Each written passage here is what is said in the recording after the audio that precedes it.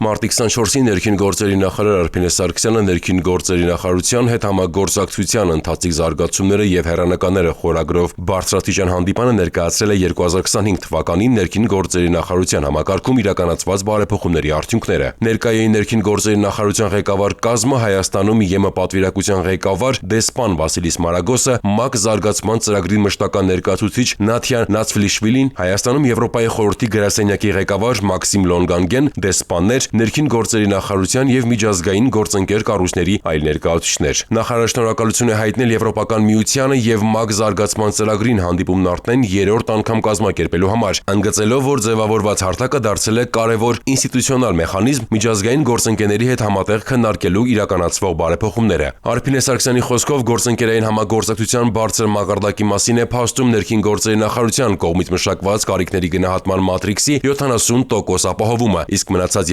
30%-ը գտնվում է ընթացքի մեջ։ Ներկայացնելով արդյունքները նախարարը նշել է, որ 2025 թվականին անկախությունից ի վեր առաջին անգամ Հայաստանը գրանցել է միգրացիոն դրական սալդո, ինչը հաստատված խաղաղության եւ ոլորտային բարեփոխումների իրականացման արդյունքն է։ Անդրադառնալով վիզաների ազատականացման գործընթացին նախարար Սարգսյանը ընդգծել է, որ Հայաստանը միակ երկիրն է, որի հետ ԵՄ-ն այս պահին ունի ակտիվ երկխոսություն վիզաների ազատականացման շրջանակում, ինչը երկկողմ հանձնառության եւ ջանքի մասին է։ Ներքին գործերի նախարարը նշել է նաեւ, որ Հայաստանը մայիսին կստանա առաջընթացի գնահատման վերջնական զեկույցը եւ վստահություն հայտնել, որ երկուստեք կարձանագրվեն գոհացուցիչ արդյունքներ։ Արփին Սարգսյանի խոսքով ավարտական փուլում է ԵՄ չափանիշներին համապատասխան կենսաչափական համակարգի ներդրումը եւ արդեն 2026 թվականի աշտանը Հայաստանի քաղաքացիները կունենան միջազգային ստանդարտներին համապատասխան անձը հաստատող փաստաթղթեր, ինչը բարեփոխումների համատեքստում առանցքային նշանակություն ունի։ Անդրադառնալով թվայնացման գործընթացին նախարար Սարգսյանը շեշտել է, որ համակարգն ակտիվորեն ընթանում է թվային տրանսֆորմացիայի ճանապարհով եւ այդ ուղղությամբ եւս կան արձանագրված շոշափելի արդյունքներ, ինչը հանրային ծառայությունների մատուցման համատեքստում հեղափոխական առաջընթաց է։ Նախարար Սարգսյանի խոսքով ոստիկանության բարեփոխումների հիմքում համակարգի նկատմամբ հանրային վստահության ամրապնդման մոտեցումն է եւ այդ համատեքստում միջազգային հանրապետական ինստիտուտի նախաձեռնությամբ իրականացված հետազոտության արդյունքները խոսուն են։ Նախորդ տարվա համեմատ ներքին գործերի նախարարության ոստիկանության նկատմամբ հանրային վստահության մակարդակը զգալիորեն աճել է։ Միաժամանակ նվազել է դժգոհողների ցուցանիշը։